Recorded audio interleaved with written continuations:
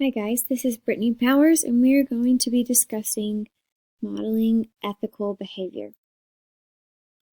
We each have a responsibility to set the tone for ethical standards.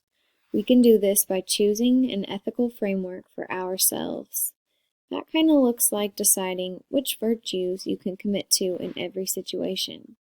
Most likely this will only be 2 to 4 things. We can also do this by modeling and expecting ethical behavior from others. We have to hold each other accountable, whether that's our students or our colleagues. Next, we should provide guidelines for ethical problem solving. So determining what do you do when a situation is challenging. The last thing we can do is report on ethical behavior when we see it. Some ethical considerations for educators include prioritizing what is in the student's best interest in every situation. That means honoring their individual rights, ensuring inclusion, and ensuring their growth and development.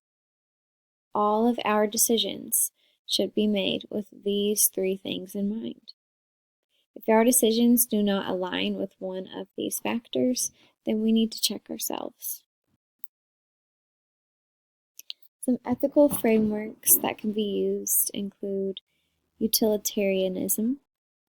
This is where choices are made in pursuit of the most positive outcome. Some people align themselves with rights and duties. This is where choices are made to respect the employee experience. Others align with virtue ethics, where decisions are made that adhere to what is simply right and wrong.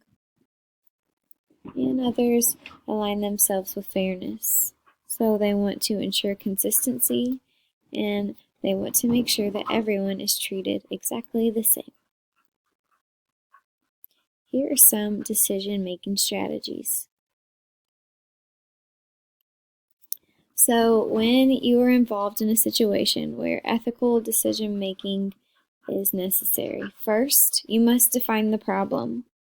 So write it down, say it out loud. Then, gather some people that you can trust who will tell you the truth and give you honest feedback.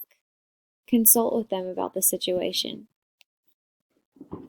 With that team, decide some possibilities and consider the effects of those possibilities.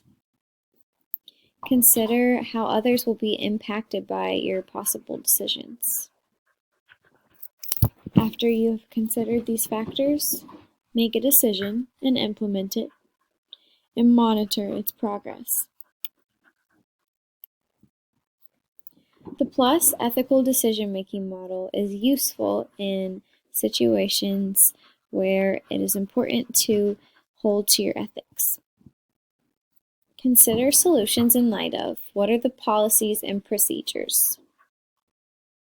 Do your options align with policies at your school and in our school district? Next, we must consider legal aspects. Are your decisions going to be legal?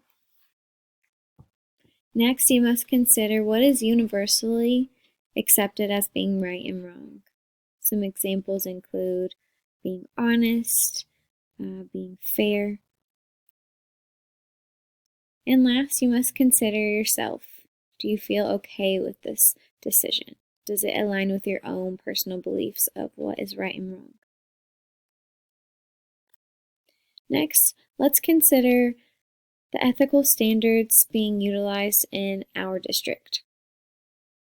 Being able to reflect on our own situation helps us to move forward and improve. So first, let's consider how are we protecting student privacy? In general, I think this is happening a lot. Are we drug, alcohol, and tobacco free? I believe this is happening every day.